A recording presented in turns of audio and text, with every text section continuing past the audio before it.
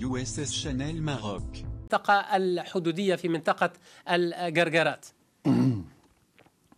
يا أخي، أولا أدعوكم ومن كمواطن على أساس أنكم دائما تدرجون في لقائكم وفي هذه المواجهة اسم الصحراء الغربية. أعتقد أنه آن الأوان للإعلام الحر والمستقل بالنسبة لفرانس 24 على أساس أنكم أن تتخلوا عن هذا الاسم لأنه يضر بالشعور سيد محمد أكديد، المغاربة. أعود وأقول لك نفس الشيء.